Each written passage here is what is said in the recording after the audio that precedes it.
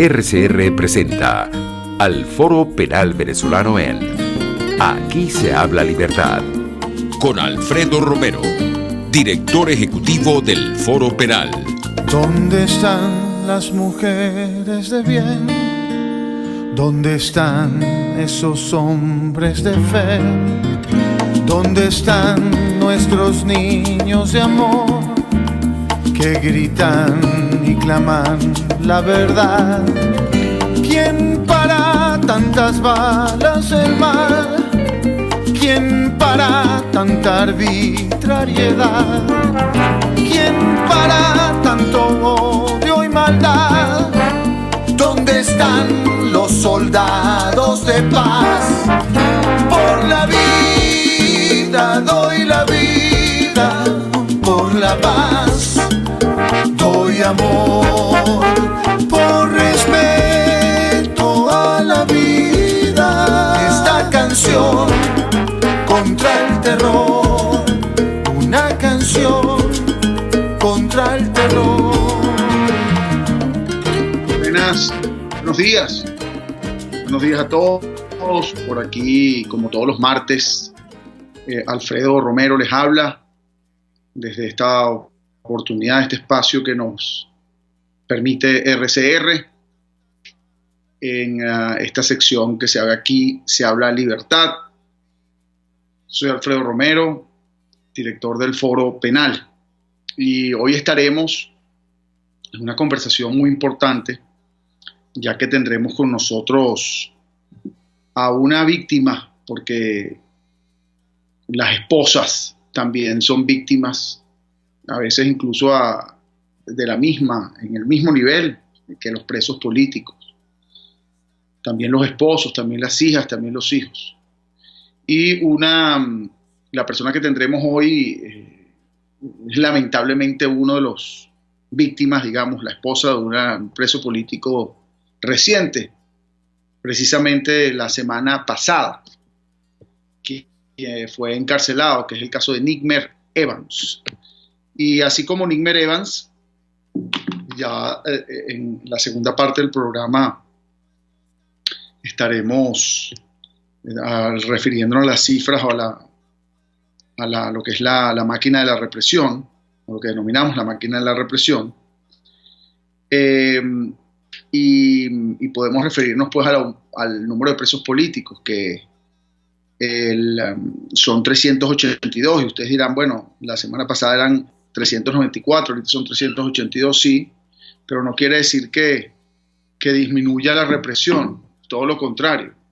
Excarcelan personas, pero encarcelan nuevas, entre ellas, por ejemplo, a Nickmer Evans.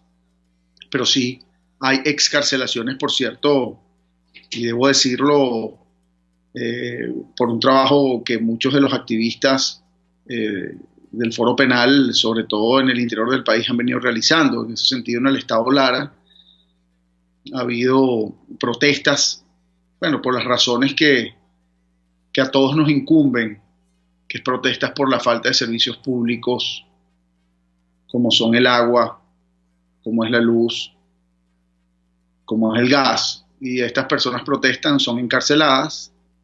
Ya pues el que protesta lo encarcelan así de manera global, inclusive si está o no involucrado en la protesta.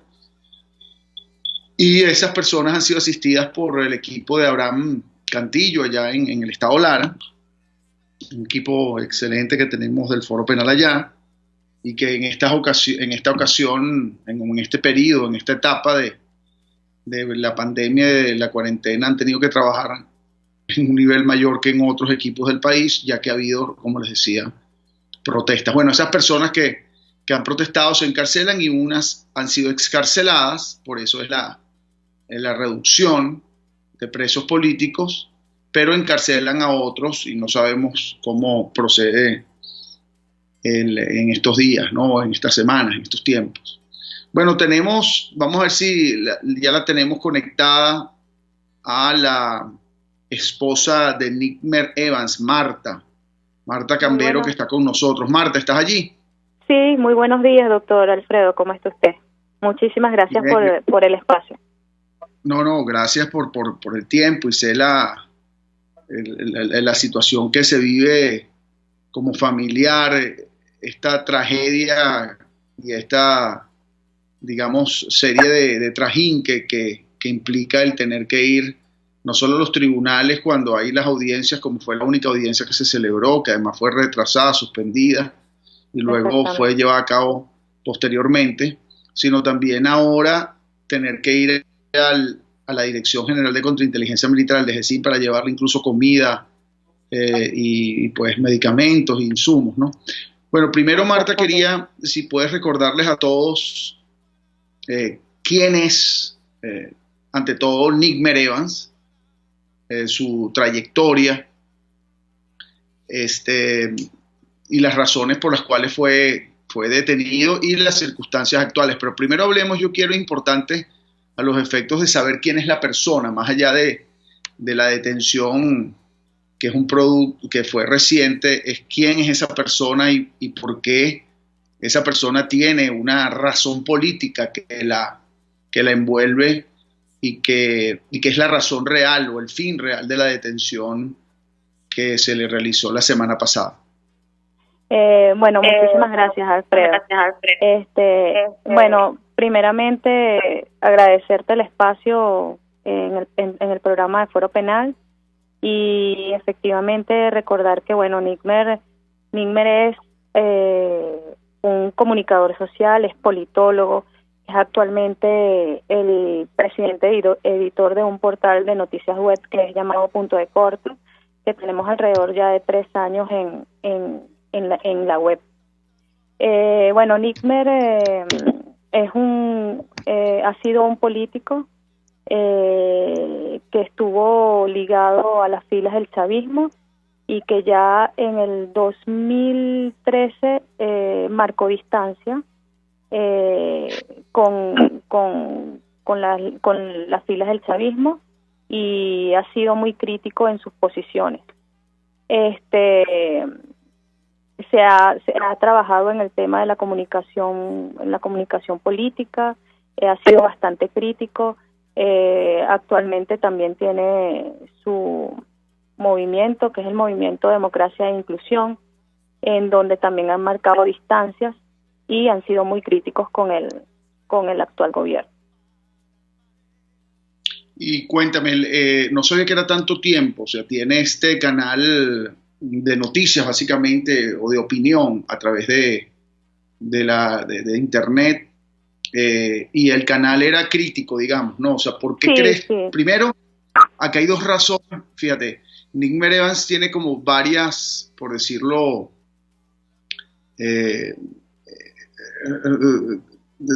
pertenece, por decirlo así, a varios sectores, o sea, es identificado por varias razones. Uno, es profesor, además, entiendo, politólogo. Ha sido académico, exactamente. Fue por mucho tiempo profesor en la Escuela de Sociología y de Ciencias Políticas de la Universidad Central de Venezuela. Exactamente. Por el otro lado, sabemos también que, bueno, como tú bien lo decías, que perteneció a las filas del chavismo, incluso, y de ahí quería que me hablaras, tuvo contacto directo con Hugo Chávez Frías, tenía pues relación directa con él, que se puede decir que era del sector de Hugo Chávez Frías y se opone, como tú bien lo decías, al gobierno actual luego de la muerte de Hugo Chávez Frías, es decir, que básicamente es opuestos al actual gobierno por un lado, y por otro lado también, como tú bien lo señalabas, además de ser profesor, de ser activista político, dirigente político, que tiene incluso un movimiento político, es también, digámoslo, hoy en día, comunicador, ¿no? Comunicador social, ya que tiene este espacio en la web por el cual suministra información. Háblame de la parte relacionada con Hugo Chávez, es decir, él tenía contacto real con Hugo Chávez Frías, él era de ese sector, o sea, ¿cuál era la relación que él tenía? Bueno, él fue simpatizante durante el gobierno del presidente de Hugo Chávez Frías, inclusive llegó a ser también presidente de la Escuela Venezolana de Planificación. sí hubo algunos contactos con el presidente Chávez, pero bueno, después de todo eso, él también hubo una parte en que fue, él siempre se ha caracterizado por ser una persona crítica. Y bueno, él estuvo ahí, también estuvo en la parte de la alcaldía de Caracas, y en realidad su separación se da es precisamente luego de la muerte del presidente Chávez, en el año 2013, si no me equivoco. Sí. Y ahora la razón de la detención, ahora hablemos un poco de la razón, porque hay dos, esto es importante a los efectos de conocer el tema de los presos políticos. Una cosa es lo que se conoce como el motivo de la detención, y el motivo regularmente es el que contiene el expediente, y el motivo lo podemos hablar, ya lo hemos señalado, incluso en el programa pasado hablamos de él, que es la ley contra el odio. Una ley bastante abstracta, subjetiva. Ahora, lo otro es el fin de la detención, es decir, lo que está por detrás, lo que se conoce como desviación de poder, utilizar el sistema de justicia, utilizar una ley para justificar un supuesto motivo de la detención, y por el otro lado, el fin que hay detrás. ¿Qué crees tú que es el fin por detrás de la detención de Nick Evans? Fíjate, doctor Alfredo, es preocupante porque en el momento en que llegan a mi casa, lo que hacen es un allanamiento. Luego de que entran a mi casa, lógicamente empiezan a preguntarme por el señor Nick Evans. Efectivamente, hasta esos momentos yo no sabía por qué buscaban a mi esposo, inclusive le dejan una citación conmigo, y a mí también me citan. Cuando a él lo detienen, ya había una orden de detención o una orden de aprehensión en su contra, y lo que decía esa orden de aprehensión era que estaba basado por incitación al odio, relacionado con la ley del odio. Eso es lo que nosotros logramos, eso es lo que nosotros logramos saber.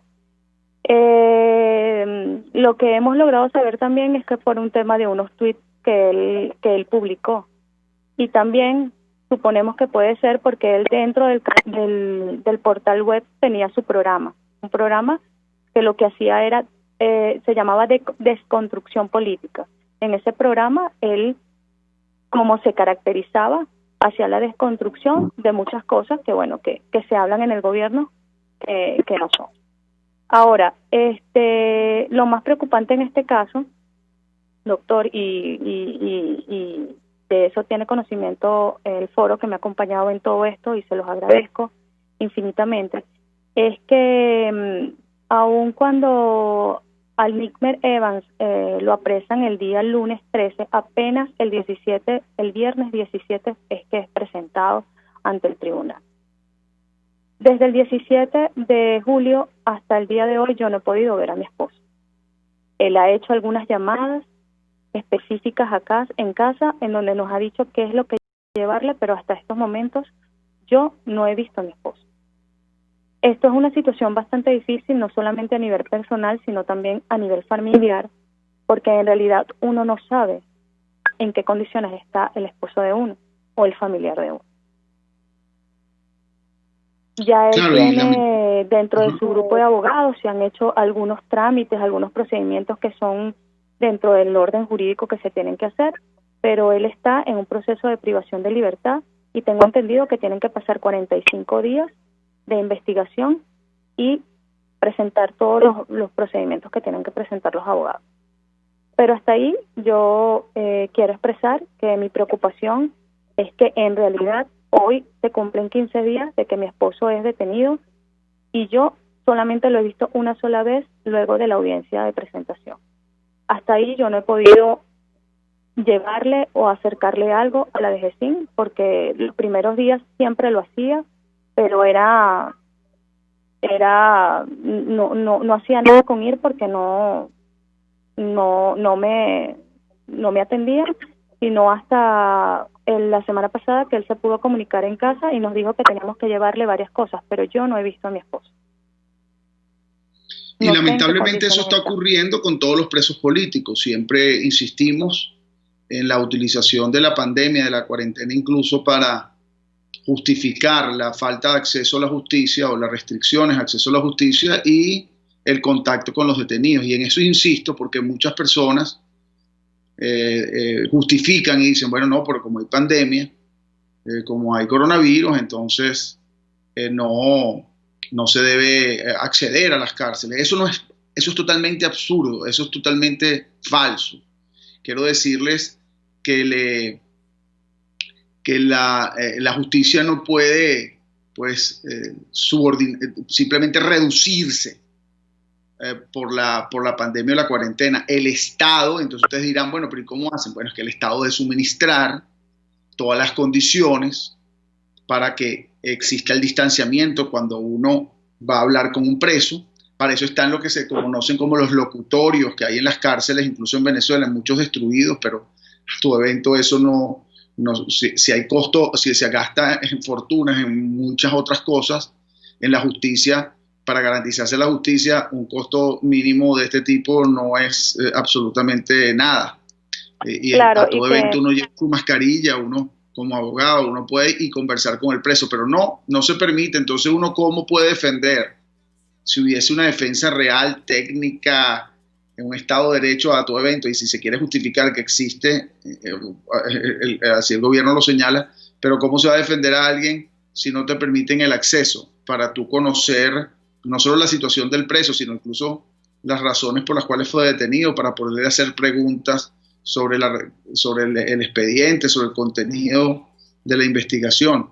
Pero no, hay una absoluta restricción de acceso a los detenidos, hay restricciones absolutas de acceso a los tribunales también, para uno exactamente, porque no interponer. solamente, doctor, es el problema del acceso al detenido, sino también que aun cuando se están entregando se están haciendo todos los procedimientos legales, ahora también nosotros dependemos de si el tribunal esté de guardia o no esté de guardia. Entonces es una constante incertidumbre de que no se den los procedimientos en su tiempo debido a esta cuarentena. Claro.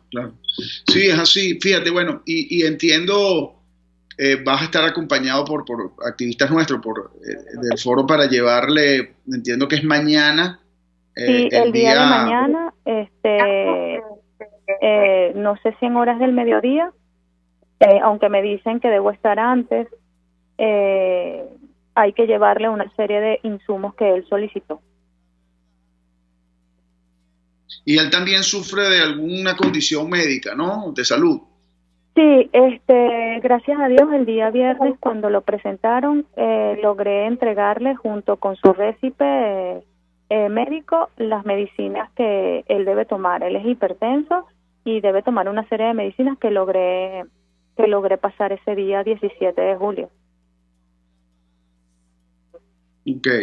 Y otra cosa, Marta, yo quería, tú tuviste la posibilidad al menos de conversar con él en el momento de que se realizaba la audiencia o al finalizar la misma. ¿Hay algo que puedas comentar de esa conversación, que puedas decir, o cómo lo vistes?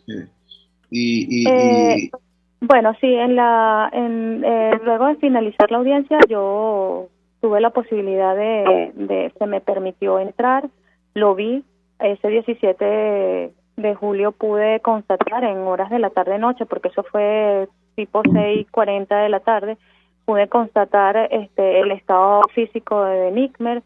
Nickmer se encontraba bien en esos momentos, tenía mucha fortaleza, estaba tranquilo y una de las cosas que me pidió fue que extendiera las palabras que me dijo, que él asumía con mucha fortaleza y con mucha valentía este reto político que se le había dado. Lo vi tranquilo, lo vi sereno y con mucha fortaleza. Ese es el único día que yo puedo decir pude ver y constatar que mi esposo físicamente estaba íntegro. Luego de eso, de ese 17 de julio, yo no he podido volverlo a ver. Hemos tenido llamadas de él, son llamadas muy cortas porque creo que son nada más de 3 minutos que le dan. en donde lo que alcanza es para tener un lápiz y un papel a la mano y escribir todas las solicitudes que te hace, que la mayoría son que si comidas, que si ropa, que si medicinas, pero no hay posibilidad de hablar mucho más allá de lo que él te solicita. ¿Y la última llamada me dijiste cuándo fue? La última llamada justamente fue el miércoles pasado, que fue el 22 de julio. En horas de bueno, mediodía.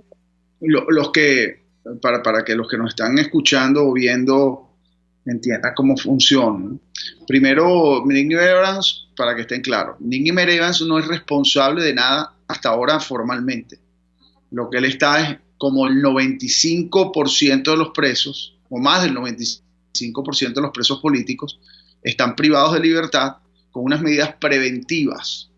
Quiere decir que es preventivamente mientras el juicio se realiza y resultaría con una condena o no. La privación preventiva no está sustentada en una culpabilidad o una responsabilidad penal de la persona. Es una medida para evitar, esa es la única razón, cuando una persona se priva de libertad preventivamente, es para evitar la fuga de la persona, para evitar la obstaculización de la justicia y cuando hay, digamos, una presunción grave de haber cometido algún crimen. El hecho es que la presunción grave aquí es la supuesta instigación al odio por unos supuestos Twitter que él publicó, que por cierto en el expediente no existen, es decir, no se sabe ni siquiera cuáles son los Twitter que conllevaron a esta detención por supuesta instigación al odio. Eso por un lado. Por otro lado, entonces, peligro de fuga, etcétera, no puede existir porque él nunca ha expresado que se ha querido ir ni nada, y más bien estaba en su casa. Pero bueno, el hecho es que cuando Marta se refiere a los 45 días, no es que son 45 días para que lo deben mantener privado de libertad 45 días, no, o sea, puede ser menos o puede ser más. Los 45 días son para que la fiscalía encargada de este caso presente las evidencias y la acusación. Es decir, en esos 45 días de presentarse una acusación formal, bien sustentada, donde se señala, bueno, mira, es por esto, la instigación ocurrió aquí, a tantas personas fueron afectadas por ese Twitter y entonces esas personas odiaron a X persona a la cual fue referida. Cosa que es totalmente, por cierto, bien complicada, hasta a veces hasta abstracta y a veces hasta absurda de probar, porque tienes que hacer una prueba de carácter psicológico para determinar un experto que determine cuándo realmente un mensaje instiga o no a la colectividad al odio, ¿no? Fíjense lo subjetivo, lo abstracto que es esto. Pero a todo evento, esos 45 días, como decía, es donde se presenta la acusación, la fiscalía la debe presentar, y si no presenta acusación, queda lo que se denomina, lo que se conoce como sobreseimiento de la causa, es decir, la persona quedaría libre. Pero si se presenta la acusación, entonces luego debería ocurrir lo que se conoce como una audiencia preliminar, que sería la segunda audiencia dentro de este proceso. Y en esa audiencia es que el tribunal va a determinar si esa acusación presentada por el fiscal tiene los suficientes elementos y la suficiente fortaleza como para decidir que comience un juicio y decidir si la persona se mantiene privada de libertad durante el juicio. Fíjense entonces eso. Después viene entonces una tercera audiencia, que sería la audiencia de juicio o la primera audiencia de juicio que está subsecuentemente con otras audiencias, y allí es donde uno tiene la posibilidad de defenderse, donde las audiencias se presentan, donde el preso acude, y eso es lo que concluye en una posible condena o no. Bueno, todo este proceso, estas tres audiencias, para que entiendan, en más del 90% de los presos, solo un porcentaje ha llegado a juicio y no ha concluido el juicio, pero más del 90% ni siquiera han llegado a la audiencia preliminar, es decir, a la audiencia donde se determina si comenzar o no el juicio. Y esa es la verdad de los presos políticos. Por eso cuando incluso algunos que quieren justificar la existencia de presos políticos señalando que han cometido algún delito, yo siempre les digo, bueno, pero entonces, ¿tú crees en la justicia o no? ¿O crees en que haya un régimen autoritario que encarcela a alguien y no lo juzga? Porque si no hay juzgamiento, la persona no es responsable. Y si el 95% de los presos políticos no han sido juzgados y no son responsables formalmente, hay una verdadera, no solo distorsión, una verdadera intención de mantenerlos privados de libertad sin derecho ni siquiera a defenderse, ¿no? Eso para que estemos claros en la situación, Marta. Bueno, son las 11:30, Marta, no sé si te puedes quedar un poquito más porque tenemos que ir a un corte. Ok. Y ya regresamos. Ok. Usted escucha al Foro Penal Venezolano en Aquí se habla libertad, solo por rcr.tv, la radio que se ve. Sintonícenos a través de Periscope, @RCR750, la radio que se ve. Y ahora quiero hablarte de Comercializadora Prada, y ya de solo nombrarlo se me hace agua la boca, porque Comercializadora Prada son los más frescos quesos y embutidos que te llevan a tu casa. Todos los quesos, todos los embutidos, y como cuentan con proveedores exclusivos, te resulta mucho más económico. Llámalos ya, 0424-134-6035, en Instagram wprada.ve. Comercializadora Prada, todo en quesos y embutidos con la mejor relación precio-sabor. Dosis Alternativa es una ventana abierta donde usted hallará respuestas a diversos temas de salud que nos preocupan. Quiero agregar que la psicología adoptó ese término de resiliencia, específicamente la psicología positiva, pero su origen viene del latín resilio, ¿no? De volver atrás, de rebotar, y más bien está vinculado a la capacidad de ciertos materiales como el acero para recuperar su forma aún después de haber sido doblado, golpeado. Dosis Alternativa les hace llegar de una manera sencilla y amena la orientación de profesionales que necesita para comprender y manejar correctamente situaciones de nuestro día a día. En la vida depende de dónde tú te encuentres, como yo enseño en la escuela donde yo dirijo, de dónde te encuentres cuando tomas decisiones. Claro. Si es un comportamiento de un niño herido, si es un comportamiento de un adolescente frustrado o un adolescente exitoso, o de un comportamiento de un adulto. Entonces, dependiendo en dónde te encuentres de esas tres fases, tú decides dónde realmente, si la decisión es útil o no es útil para ti. Dosis Alternativa con Marilia García y Jack. De lunes a viernes a las 9:30 de la mañana.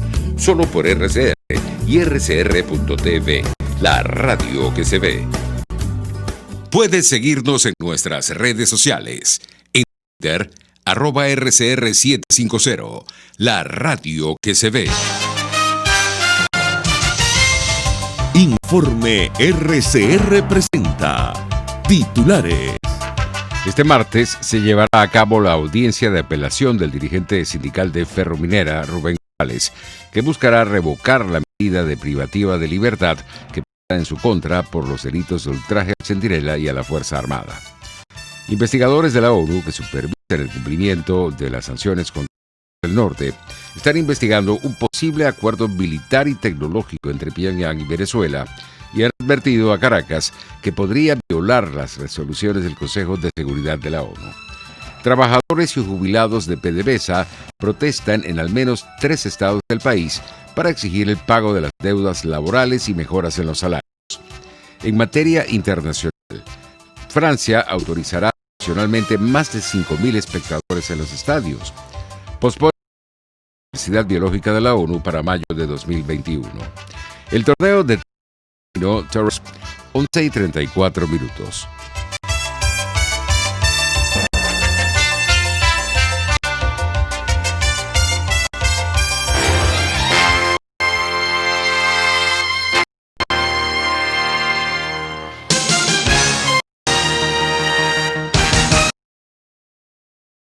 Hablarles de Vilap Diagnóstica, un nuevo laboratorio clínico con un concepto original. Además de estar dotado con los equipos de la más reciente tecnología y el personal de más alta calificación, Vilap Biodiagnóstica te ofrece ambiente y trato amables y los precios más económicos en todos tus exámenes de laboratorio. Pide tu cita en el 0212-945-5788. Vilap Biodiagnóstica. Precisión y confianza en el laboratorio clínico.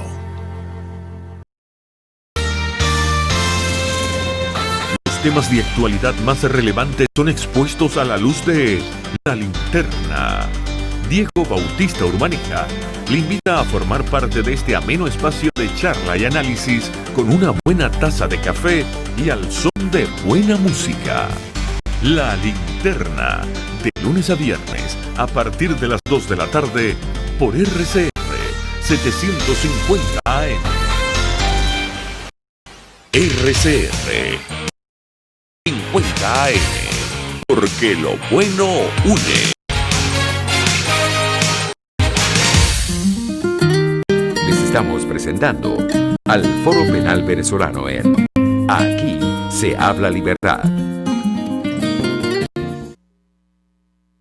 Bueno, aquí seguimos, Alfredo Romero, del Foro Penal, y vamos en este momento a hacer el resumen de la represión, lo que conocemos como la máquina de la represión. La máquina de la represión. La fecha, 322 presos políticos según lista actualizada del Foro Penal, enviada por cierto a la OEA y a la Organización de Naciones Unidas. De este número de presos políticos, 29 son mujeres, 126 son militares, 2 son adolescentes. Es de notar que de estos presos políticos se mantienen aún, es decir, hubo detenidos 281 personas este año y se mantienen solo de este año 123 personas como presos políticos. Es decir, que de los 382, 123 son de este año y la diferencia son de años anteriores. Recuérdense que el tiempo del preso político en encarcelamiento ha aumentado de manera importante. Las personas se mantienen 1 año, 2 años, hay personas que llevan más de 3 años. Hay el caso tenemos el caso de 13 indígenas pemones que están presos en el Rodeo 2 hoy día. Por cierto, se interpuso una denuncia por su condición de salud ante la Defensoría del Pueblo y la Dirección de Derechos Fundamentales, la interpusimos recientemente. Estos 13 indígenas pemones están presos desde diciembre del año 2019, por decir uno de los tantos casos. También tienen 6 meses. José Alberto Marulanda, médico cirujano de manos, lleva más de 2 años preso. Bueno, desde el año 2000, también es importante notar que desde el año 2014 ha habido en acumulados 15.543 detenciones con fines políticos, el efecto puerta giratoria. Ese es un número importante porque hablamos siempre y decimos, una cosa es 382 hoy, pero el tema es que siempre rotan, entonces va encarcelando, y el número que queda de personas encarceladas, si de las víctimas reales, son 15.543. 9.221 personas se mantienen con medidas cautelares, es decir, medidas restrictivas a su libertad. Fíjense lo importante de este número, porque por eso hablamos de excarcelación, no de liberación, porque las personas son excarceladas y salen de la cárcel, pero se mantienen con medidas restrictivas a su libertad. Y 870 civiles han sido presentados ante tribunales militares violando tratados internacionales, juzgados por tribunales que tienen un carácter estrictamente militar. Bueno, seguimos con la esposa de Nigmer Evans. No quería dejar en virtud de la oportunidad, y sé que mañana, bueno, este trajín de estar yendo a la cárcel, llevando comida, medicinas, etcétera, es importante tomar en cuenta, aprovechar que está aquí con nosotros para seguir hablando de este caso y recordar, porque el apoyo de todos los que nos ven, los que están interesados en estos temas y de todo el mundo, es importante para visibilizar la situación de los presos políticos, concretamente el caso de Nigmer Evans. Mira, Marta, aquí hay comentarios. Yo estoy leyendo. Marta, ¿estás allí, verdad? Sí, estoy aquí. Sí, hay comentarios. Yo después quiero dar mi opinión al respecto, pero yo quería preguntarte, y tú seguramente lo sabes, ¿no?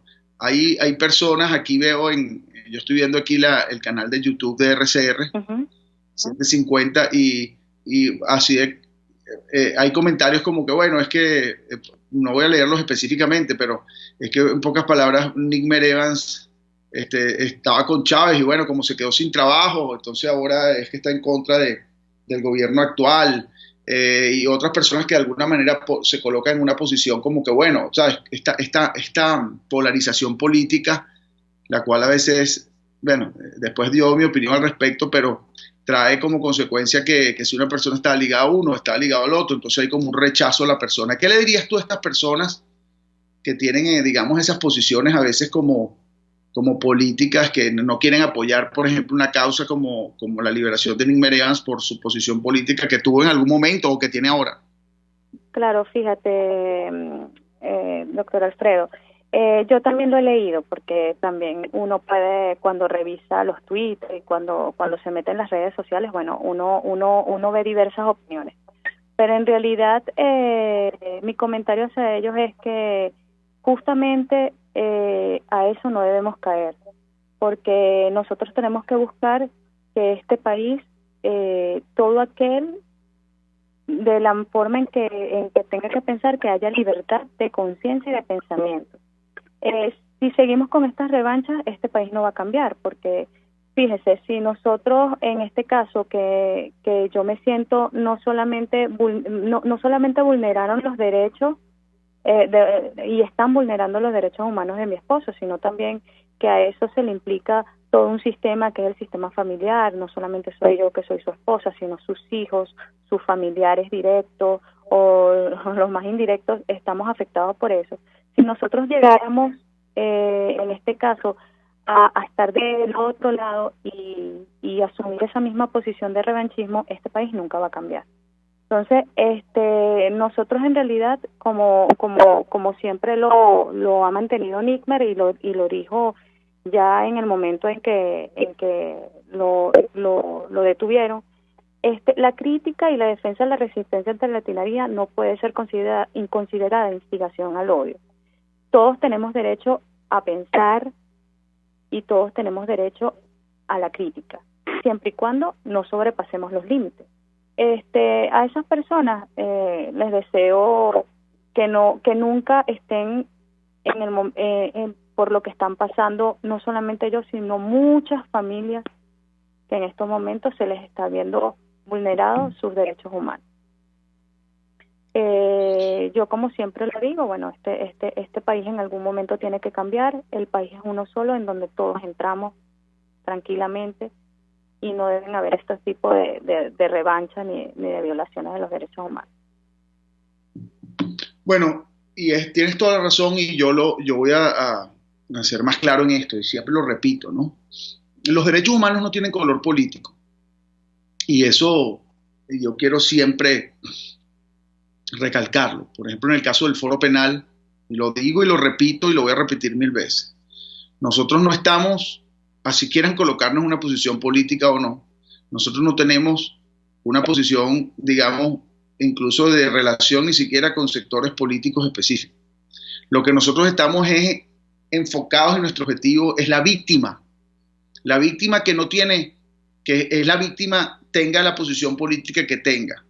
Porque cuando a una persona se le violan los derechos humanos, por ejemplo, tú puedes ser puedes ser el criminal más criminal, pero si no te permiten derecho a la defensa, no hay un debido proceso, no hay una causa, no hay un verdadero juzgamiento de la persona, un proceso, un juicio, la persona se le violan los derechos humanos.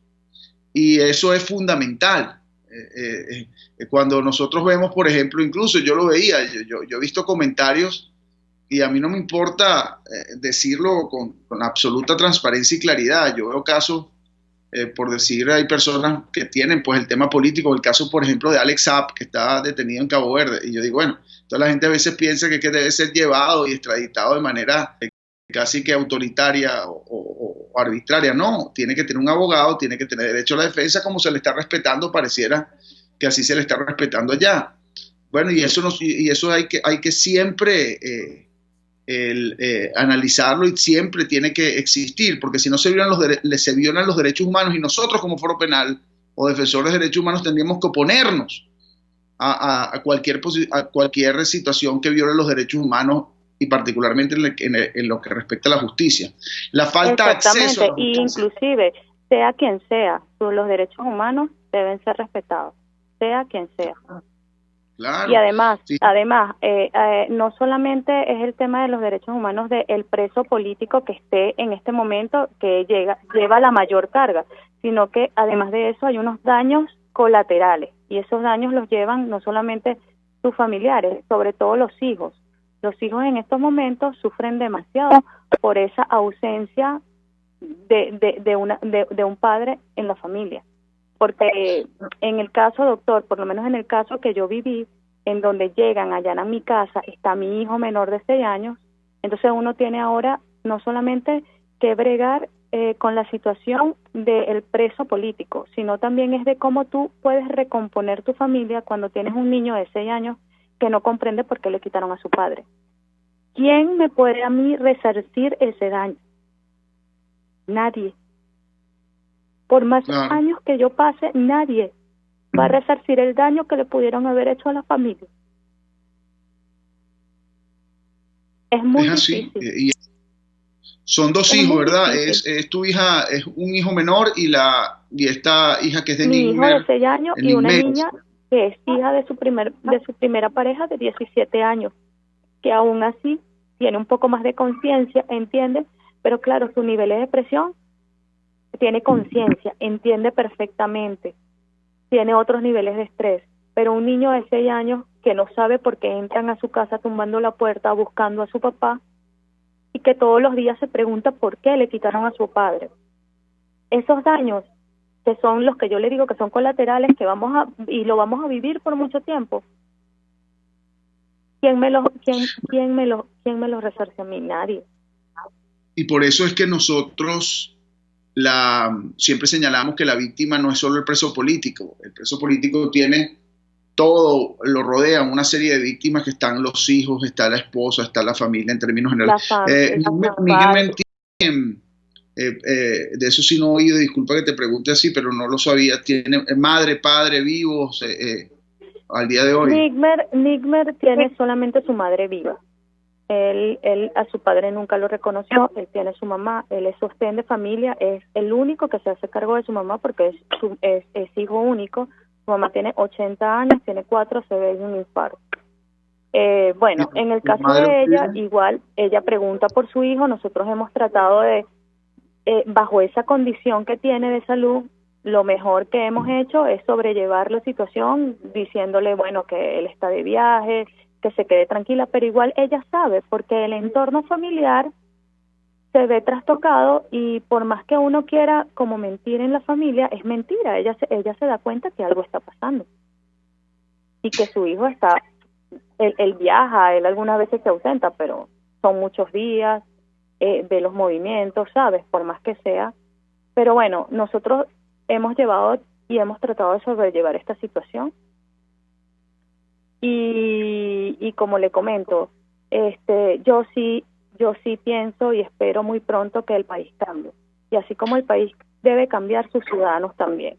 Aún a pesar de que yo estoy viviendo por esta situación, yo espero que el día en que en este país se haga justicia, yo no ser partícipe de los otros igual a como a mí me trataron. Porque debe haber justicia de verdad y se le debe respetar sus derechos humanos. Es que además uno de los problemas hablando de este tema es que la gente confunde la venganza con la justicia. La justicia no es venganza, la justicia es precisamente la solución de un conflicto, la utilización de un sistema, una normativa del Estado de Derecho para lograr la paz social. Es decir, no es la venganza no logra la paz social. Y nosotros en ese sentido, como defensores de derechos humanos, estamos total y absolutamente pues prestos y además nuestro enfoque es lograr un Estado de Derecho democrático, no solo hoy, sino en el futuro, porque ponte tú que haya un cambio, como la gente piensa, un cambio político, que definitivamente los cambios políticos son esenciales, sobre todo para evitar, por ejemplo, que se utilice el sistema de justicia como herramienta de persecución política. Evidentemente los cambios políticos son necesarios, pero supongamos que si hubiese un cambio político y el nuevo régimen, digámoslo así, o la nueva persona que gobierne o los que gobiernen empiezan a perseguir y a torturar y a violar el debido proceso y a influir o a manipular o a los tribunales. Bueno, nosotros tenemos que también estar en contra de eso y defender, repito, a la víctima, porque nosotros estamos, sí, porque a veces nos ven o nos tildan como de oposición al gobierno. Bueno, evidentemente somos oposición al gobierno porque somos oposición a el Estado que viola los derechos humanos, pero seríamos igualmente oposición como organización no gubernamental, es decir, que no es parte del gobierno, seríamos oposición a un nuevo gobierno que también haga lo mismo, y que tenga el control del Estado y que lo utilice para perseguir. Y cuando somos no gubernamentales, precisamente eso, y las organizaciones de derechos humanos, como los que violan los derechos humanos son los estados, y los estados están controlados por gobiernos, por personas que son los que funcionarios del gobierno, nosotros estamos en contra y somos contralores y vamos a denunciar todo lo que agreda ese estado, utilizando los mecanismos del estado, agreda a la víctima. Y eso es fundamental. Fíjate, otra cosa, Marta, el día de ayer, un poco para también actualizarlos a todos de esta situación, interpusimos también una apelación en relación con la medida privativa de libertad de Nickmer Evans. Esta apelación se interpuso, la interpusimos el día de ayer, repito, Jacqueline Herrera, abogada de la causa. Y bueno, también hay que ver si hay respuesta, porque el problema que hay es que se han interpuesto solicitudes en cantidades ante tribunales y simplemente no hay respuesta, o responden, vamos a decirlo así, cuando les da la gana. Sí, porque depende también del momento en que el tribunal esté de guardia con toda esta situación de la pandemia. Sí, pero el tribunal, además, el tema es que el tribunal sí ciertamente está de guardia, pero con todo y que los tribunales supuestamente tienen unas guardias una vez por semana, 2 veces por semana, creo que es una vez por semana en general, el tribunal debería responder a las solicitudes al menos escritas, porque el que esté de guardia es que haya un despacho, ¿no? Pero el problema es que, repito, se ha utilizado la pandemia, la cuarentena, para sustentar el hecho de que no haya acceso a los tribunales, el que no haya respuesta a las solicitudes, el que no haya acceso a las cárceles. Y evidentemente eso lo que hace es demostrar claramente que aquí la justicia no tiene ningún tipo de prioridad.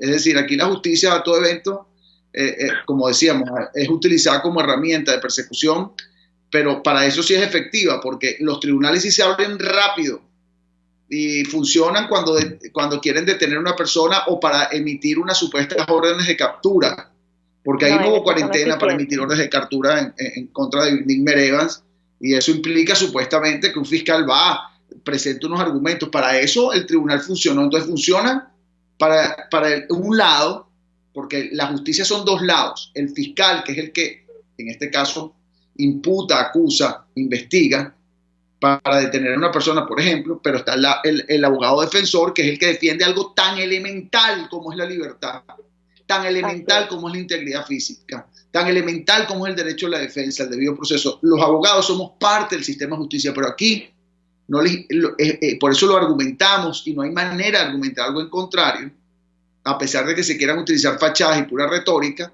cuando nosotros vamos ante organismos internacionales, la Organización de Naciones Unidas, y se le presenta lo que está ocurriendo, por ejemplo ahora, que no hay acceso a los tribunales, que no hay acceso a los presos, que hay Antonia Turbay sigue presa con boleta de excarcelación y no es liberada. Bueno, evidentemente tú le pones, por decirlo así, en bandeja de plata a cualquier, no en bandeja de plata, o sea, no tiene, el gobierno tiene argumentos para rechazar que efectivamente se están violando los derechos humanos. Y eso es lo que está ocurriendo, ¿no? Marta, nos quedan ya, 2 minutos, sí, 2 minutos, 1 minuto casi. ¿Cómo quieres, qué quieres decir, qué quieres comentar, qué esperas en estos días? Ay, Alfredo, en realidad lo que esperaría es el pronto regreso de mi esposo a su casa. Porque en realidad, es difícil cuando uno está en esta situación y uno nunca se imagina todo lo que le puede pasar a uno por la mente, no sabiendo, no conociendo las condiciones en que está él. Y lo que espero es que pronto se haga justicia, no solamente con mi caso, sino con muchos casos que tenemos de presos políticos. Y se encuentra, recordémoslo todos, se encuentra en el DGCIN, el lugar que es como una caja negra allí donde no hay acceso. Él se encuentra en la sede del DGCIN de Boleguita y ahí son bastante herméticos. Es bastante difícil de verdad poder tener no solamente información, sino ir en los momentos en que no te digan, ¿sabes? Tienes que esperar la llamada y ese día, al día que te indiquen es el que debes ir, además con las cosas nada más que él te solicita. Es así, bueno, Marta, muchas gracias. Bueno, seguimos apoyando, esperamos la solidaridad de todos en relación con el caso de Nigmer Evans como en relación con otros presos políticos.